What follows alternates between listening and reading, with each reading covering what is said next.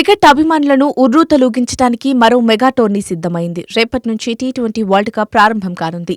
ఈ మహాసమరానికి America, West Indies ఉమ్మడి ఆతిథ్యమిస్తున్నాయి.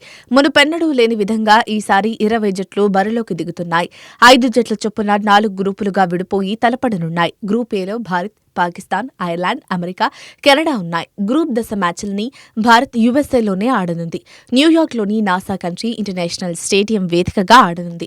June 5న ఐర్లాండ్తో team India తమ తొలి మ్యాచ్ ఆడనుంది. ప్రపంచమంతా ఆతృతగా ఎదురుచూస్తున్న భారత్ పాక్ మ్యాచ్ జూన్ 9న జరగనుంది. జూన్ 12న అమెరికాతో, జూన్ 15న కెనడాతో రోహిత్ సేన ఆడనుంది. కెనడా మ్యాచ్ మినహా న్యూయార్క్ వేదికగానే భారత్ అన్ని మ్యాచుల్ని ఆడనుంది. అయితే అదే వేదికగా భారత్ ఇవాళ బంగ్లాదేశ్తో ప్రాక్టీస్ మ్యాచ్ ఆడనుంది. పిచ్ వాతావరణ పరిస్థితులకు అలవాటు పడుతూ తుది జట్టు కూర్పును సిద్ధం చేయాలని టీమిండియా భావిస్తోంది. కాగా ఇవాళ రాత్రి 8 గంటలకు ప్రారంభమయ్యే ఈ వార్మప్ మ్యాచ్కు స్టార్ క్రికెటర్ విరాట్ కోహ్లీ దూరమయ్యే అవకాశాలున్నాయి. సుదీర్ఘ ప్రయాణం చేసిన కోహ్లీకి విశ్రాంతి ఇవ్వాలని టీమిండియా మేనేజ్మెంట్ భావిస్తోంది. గురువారం పయనమైన కోహ్లీ నిన్న అమెరికాకు చేరుకున్నాడు.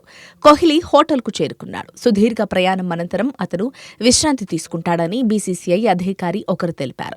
ఐపీఎల్లో ప్లేఆఫ్స్ ముగిసిన అనంతరం కోహ్లీ ఆటకు విరామం తీసుకున్నాడు. భారత ఆటగాళ్లతో కాకుండా ఒంటరిగా యూఎస్ఏకొచ్చాడు. ఐపీఎల్ 2024లో కోహ్లీ సూపర్ ఫామ్లో ఉన్న విషయం తెలిసిందే. 15 మ్యాచ్ల్లో 741 పరుగులతో ఆరెంజ్ క్యాప్ను అందుకున్నాడు.